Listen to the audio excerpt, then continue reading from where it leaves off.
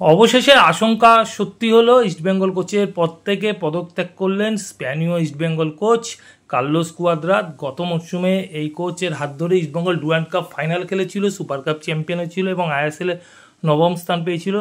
তো আজ এই কোচের সাথে ইস্টবেঙ্গল ক্লাবের অফিসিয়ালরা এবং ইস্টবেঙ্গল বিনিয়োগকারী সংস্থা ইমামি ম্যানেজমেন্ট কিন্তু এই কোচের সাথে আজ মিটিংয়ে বসেছিল এবং সেই মিটিংয়ে কিন্তু গোল্ডেন হ্যান্ডশেক হয়ে গেল ইস্টবেঙ্গল দলের কোচ কার্লোস কুয়াদ্রাতের সাথে। এখন কিন্তু ইস্টবেঙ্গল কোচ কার্লোস কুয়াদ্রাত হয়ে গেলেন প্রাক্তনী।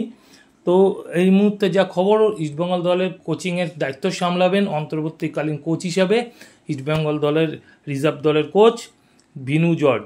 আগামী দিনে হয়তো কোনো কোচকে আমরা দেখতে পারি বিনু জর্জের মাথার উপর, সে সঞ্জয় সেনই হোক বা কোনো বিদেশি কোচ।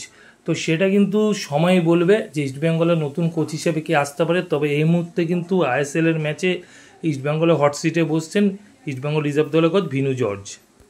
এখন দেখার ইস্টবেঙ্গলের যে ব্যাট প্যাচটা চলছে, সেই ব্যাট প্যাচ বিনু জর্জের হাত ধরে ইস্টবেঙ্গল আগামী দিনে আইএসএলে কাটিয়ে উঠতে পারে কি না।